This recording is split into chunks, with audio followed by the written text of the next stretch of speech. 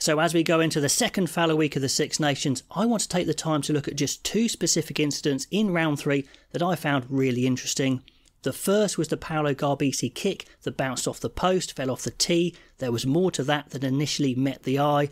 And also, we know England have been trying this new blitz defence. Sometimes it's great, but sometimes it goes wrong, like for that first Van der Merwe try. And I just want to show how one thing that goes wrong can put the whole thing out of kilter. Also, we'll talk about who's winning the Fantasy Rugby League and the giveaway that's been running through the whole Six Nations. First, a mention for Lifting Giants, the sponsor to these videos. They've taken the time to actually design a lifting block that fits your hand. If you want to get hold of a pair of these, it's 10% off with the code RugbyAnalyst10. So let's get into this blitz defence, that Van der Merwe try. Ollie Lawrence at the centre of it again. He dropped a lot of ball in attack. You guys told me the conditions were actually really dry, so not a good game for him. But let's break it down in detail. Look at the screenshots. First of all, Tuipulotu, the inside centre for Scotland, takes it off the scrum, and we can actually see England doing a good job coming up quick, closing off the outside channel with a pre-designed hook. Scotland are fairly narrow here, making that a little bit easier actually. Now Tuipulotu putting Hugh Jones through gaps is nothing new, so England will have known that. Hugh Jones is hovering off Tuipulotu's shoulder, which he does all the time for Scotland. Finn Russell is wrapping around, that he does all the time, and we see George Ford starting to drift out. The outside centre Slade has shot up quickly to shut down this Russell wrap. Daly shot up even in front of Slade to stop the wrap, stop Van der Merwe being put away.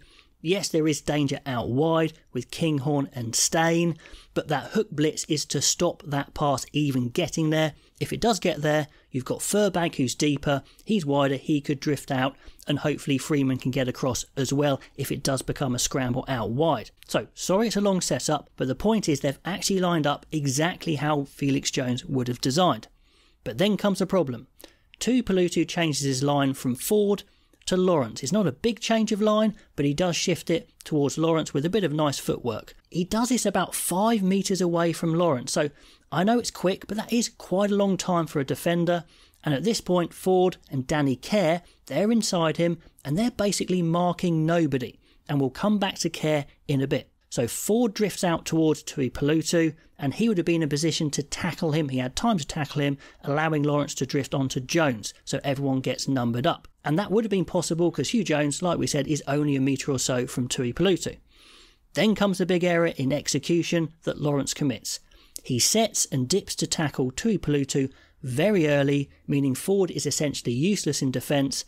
Even so, Ford doesn't get on his bike and he kind of just hovers behind Lawrence. He could have got out a bit quicker, so it kind of bumbles around there. Now this high risk nature of the blitz hook comes into full focus. So one little mistake between Lawrence and Ford, and we'll come to whose fault it may be later, and just by design it's very hard to recover from. So now Ollie Lawrence is fully committed to that tackle on Tuipulotu. He's dipped, he's stationary, he's not going anywhere, and Ford's bumbling in behind. So all it takes is that nice pop from Tuipulotu, the hard line from Jones, who was always there to go clean through. Slade and the open wing Daly are so committed to the blitz and so far advanced with forward momentum in the hook that it only takes one player to get behind them in midfield at pace, and they're essentially useless for the scramble defence unless there's a slow breakdown to let them get back. To compound the issue, the positioning of the fullback is now not helping, as he's there to cover wide rather than hanging around in the more traditional role behind the midfield.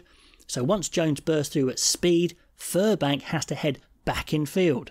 Freeman from the blind wing is covering across, and he just about makes the tackle, but it's nearly impossible for Furbank to estimate this, so Furbank has to turn and go inwards for the tackle as well. Now I said we'll come back to Danny Kerr. He runs a really interesting defensive line. The old school scrum half rule of thumb is to track behind the main defensive line in midfield, cover any breaks, that sort of thing, help the scramble. Instead, he's clearly been instructed just to hair straight towards the midfield, but actually inside and advanced of the midfield to kind of hook inside. Now I guess this is to allow the midfield to be very aggressive and not worry about the inside ball or something like that. But in reality, because Russell is wrapping and Van der Merwe's gone open quite early, essentially he's marking absolutely nobody. and also very difficult to recover the mistake. So let's get back to Furbank and Freeman, who are converging from different sides to cover the Hugh Jones break. Now here was a small desperate chance for England to scramble and save the try again. If Furbank had waited a fraction of a second to see if Freeman could make the tackle, which he did, instead of the double tackle, then Furbank could have competed for the ball on his feet, and at very least the supporting Van der Merwe maybe would have joined the ruck, and maybe they could have recovered, made a slow breakdown, slayed Daly and the covering flanker Underhill. Maybe they could have got back in the defensive line in time. To be fair, it's a big ask of Furbank to actually spot this though. Hugh Jones does well to pop off the floor to Van der Merwe, who actually steps, desperate cover from George Ford, who is just chasing shadows through that whole defensive set. So the point for that ridiculously detailed breakdown is just to highlight how sensitive that sort of defence can be. One mistake and actually the whole setup turns around and is now against the scramble recovery, because it's all about stopping the play, ideally behind the gain line. When it works well, it kills all momentum. When it doesn't, it can make you look a bit like a mug. Now for the fix. It's pretty old school actually, pretty simple, and it's for the inside player, Ford, to yell at Lawrence to drift out on Jones. Now either Ford didn't give the shout, didn't shout loud enough, which I doubt, or Lawrence ignored it. He was too in the zone, he committed too early. In my opinion, that's what happened. He gets his head down, he wants to smash Tuipulotu, even though they know that Hugh Jones is uncovered. Initially in my match review, I wondered if Slade had overshot, but on second viewing, Slade is clearly trying to shut the door out wide.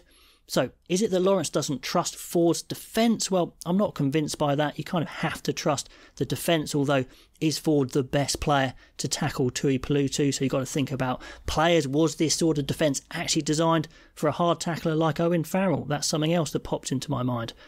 Should Lawrence be given another chance? Well, yes, he probably does. It is only one mistake, but it's just to highlight the point. So I'm not saying that Felix Jones and Steve Borthwick shouldn't persist with this defence, because practice makes it more second nature, but to maximise that you do have to find the best midfield players, then stick with them.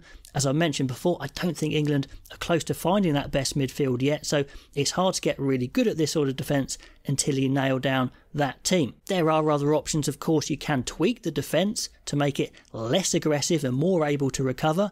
You could get that scrum half to cover in behind. You could get them to reduce their line speed a touch. You could withdraw the open winger a bit so the hook's a bit back. That would allow the fullback to start a little bit more behind the midfield.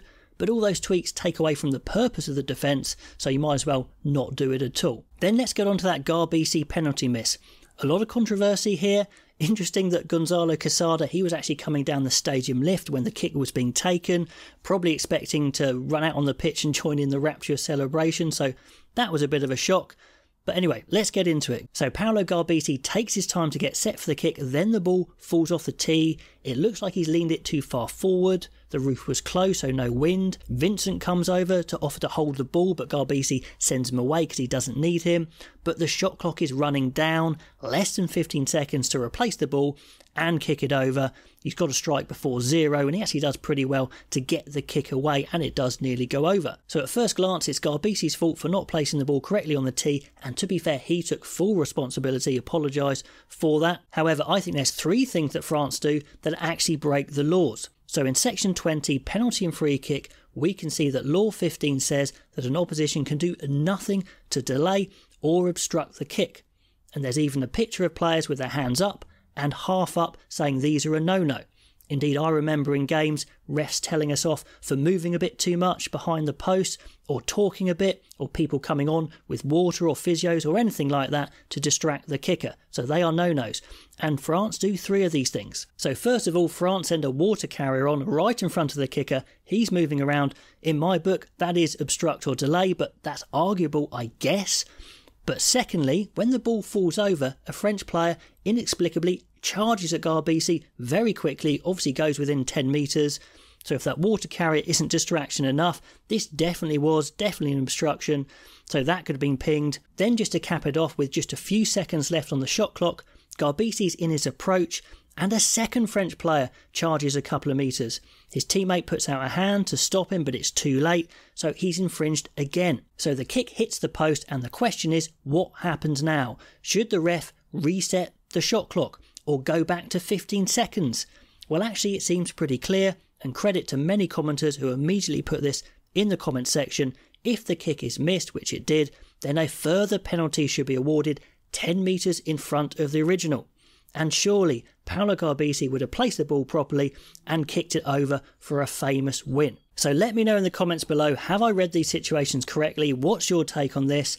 Let's have a look at the Fantasy League. The best team for round 3 obviously had Van der Merwe as captain with his 3 tries. The point scoring system really does reward tries. Certainly a few comments about maybe this fantasy scoring system isn't quite the best, but don't take it away from these guys. Benji there with the win for round 3. And also overall in all the leagues, Joe O'Dwyer is winning, so congratulations to those guys. And if you haven't entered already, there's a free giveaway for rugby artwork like behind me from Blair Skivington. Click on the link below, completely free. I'll draw that at the end of the Six Nations to give people plenty of chances. So let me know what you think of everything I've said in this video. Love to know your thoughts as always, and I'll catch you next time.